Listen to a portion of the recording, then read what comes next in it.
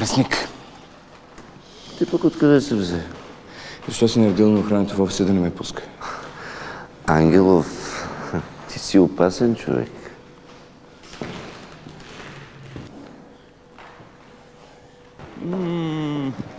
Това е той. Цветков! Григоров, господин Марчев. Как сте? Искам да те запозная с моята съпруга Сесил. Скъпа, запознай се, това е господин Марчев, един от най-успешните бизнесмени сред художниците. А това са Офелия и Мартин. Григоров, и ти си бил художник, бе. Бихте ли ни извинили? Господин Марчев, мога да ви за малко. Успяхте ли да разгледате картините? Моля? Какво приятно общество, какъв изискан повод. Да. А вие колега на акварела ли сте? Не, аз тук... Случайно. Минавам един вид. Минава изложба без всички да те видят гола. Моля те, не ставай елементарен. Ще се опитам да се извися достатъчно. През последните няколко години забелязвам в творчеството на акварела мощно отласкване от материалния деспотизъм на ултрамарина и духовно извисяване на кармина. Всичко това обединено в парадигмата на постмодернизма. Сигурно и вие сте забелязали това. Много ви благодаря. Хайде, деца. Много интелигентен човек.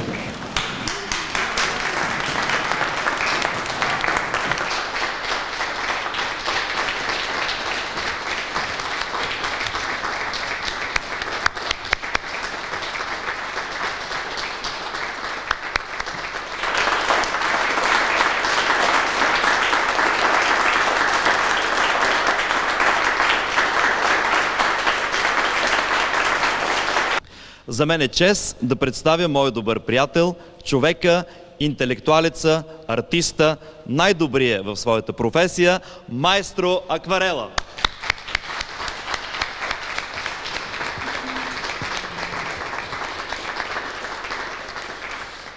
Добър вечер. Последната ми изложба е родена от отчаяното усилие да открия отново любовта.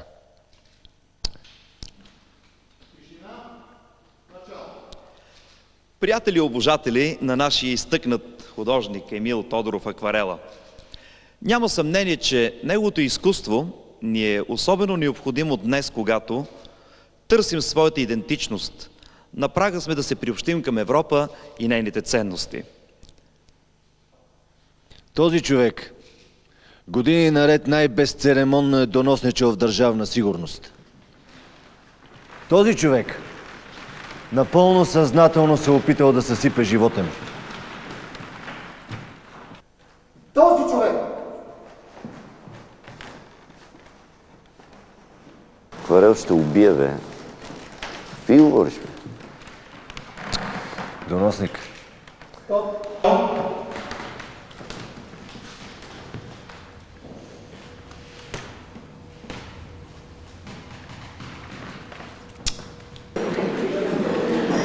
След това се прибираме, спим хубаво, сутринта събираме багажа. Радвам се, че успя да дойдеш. Да ти представя моя съпруг.